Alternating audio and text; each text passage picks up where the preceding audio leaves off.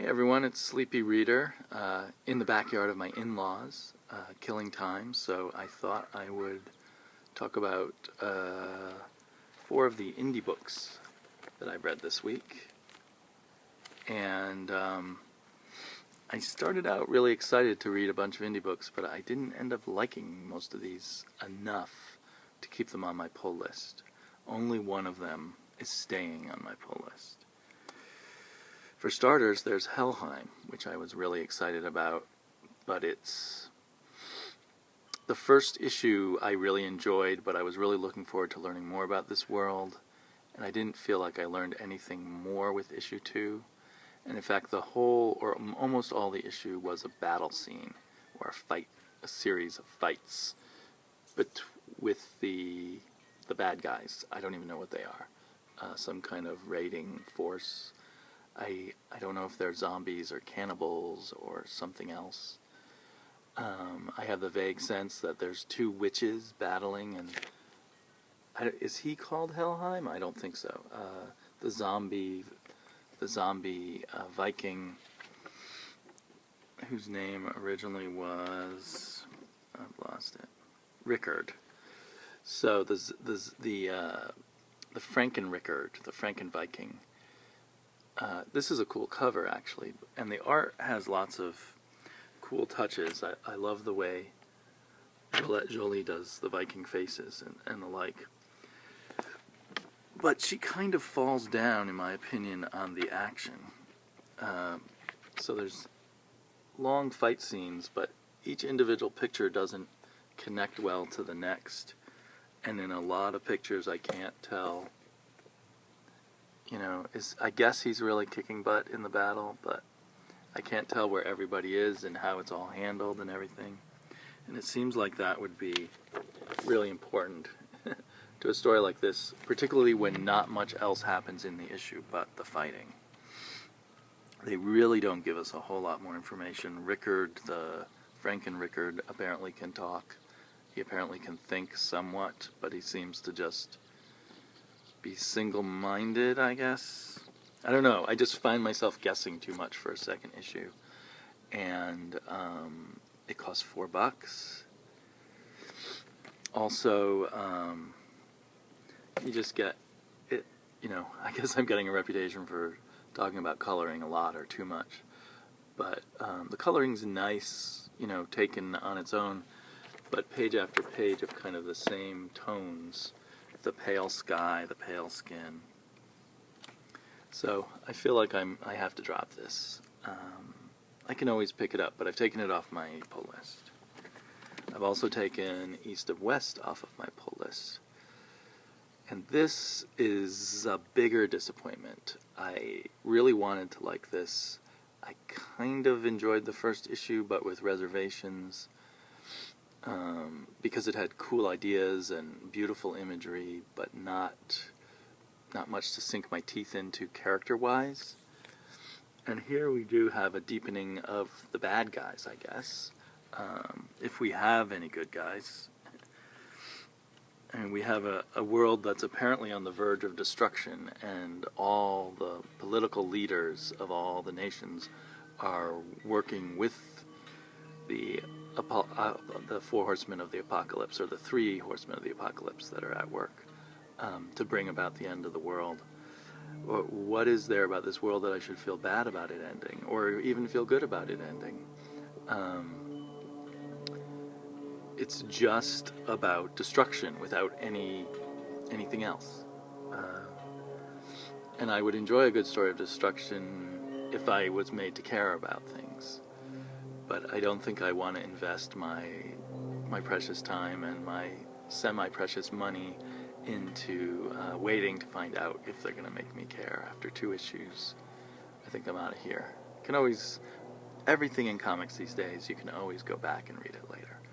So, but I took it off my pull list. It strikes me as kind of almost a dumb story. I mean, hey, we've got the 4 horsemen of apocalypse. They're going to destroy everything. And a bunch of corrupt politicians are going to help them. And that's it. It's the future. And we're going to put in quotes talking about how we did this. We did it with open eyes and with willing hands. We broke it, and there was no putting it back together. Who's we? What is it? What's broken? We don't know enough. And it doesn't feel like there's even enough here to be a real world to be broken. So yeah, the East of West is the big disappointment for me. Less disappointing, but probably just not good enough to invest my time in, is Jupiter's Legacy.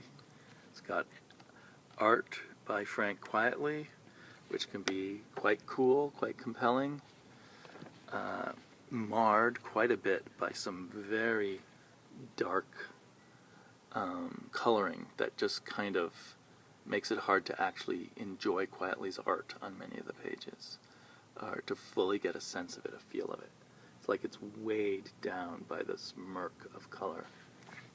So there I go, ranting about color again. This colorist is Peter Doherty, and maybe this is what Frank Quietly wanted him to do in these scenes. But I felt sort of pushed away from the art by the coloring. The story about two generations of superheroes, and how the second generation is kind of like spoiled brat Paris Hilton type of characters who don't really want to be superheroes but kind of live off of the limelight, is quite interesting. And actually the whole backstory of the older superheroes is very interesting, and I kind of most of all want to know what's going to happen with that. So I might end up picking this up, but I think what I should do is wait for the trade. Just because then I'll get the whole story. I think I'm going to feel impatient, particularly as this is supposed to be bi-monthly. And both of these creators are known to not make their deadlines. I also wonder if Mark Millar will keep all the balls in the air, or whether, as he has in some books, he'll just sort of give up and do something pat and easy. I'm kind of guessing, I kind of imagine something bad will happen to all the older generation of the heroes, and then the younger generation will have to do something. That would be the obvious kind of plot here. If there's some other kind of plot, that would be really nice. I mean, I would like that plot I just mentioned. If there's some other plot, that would be nice. It would be fun to have some unexpected twist in this kind of story. And I am, as I said, I'm definitely looking forward to knowing more about where the powers come from, and how this world developed. Kind of, like with The Watchmen, where you start in a corrupted present, and then perhaps you learn more about the once idealistic past. I don't know, maybe in future issues the coloring will be less distracting and less blotting out the art. Another thing is the younger generation so far are not sympathetic. Will Millar think it's good enough just to make them a decadent bunch of spoiled brats, or is there some side to them that we can care about? It's an interesting, intriguing book, but not enough to keep on my pull. Good for a trade, I think. The one that I had unreserved love for was Clone, which is much less hyped, much less well known. The art by Juan Jose Ripe and by the colorist Andy Troy was excellent. Great. Not only, you can see it's very sort of detailed, almost a slightly ugly style, if you will. And there's lots of sort of violent, ugly action in it too, but there's great storytelling. You could follow every panel, every action makes complete sense, and pulls you further along the story. And the story itself of this kind of small army of clones that have been created and now the government is trying to destroy is very compelling, edge of your seat. It's been that way from the beginning, but it's even more so now, with our main hero, the clone who may be the real original one, whose wife has been kidnapped by the evil government scientists and has delivered her baby. And the anxiety level and the tension and the suspense and all the different forces coming together, make this an excellent read. It'll make a great read in trade, and the first trade must be just about to come out. But it's a great read in single issues where you can't wait for the next issue. And that makes something to look forward to every month.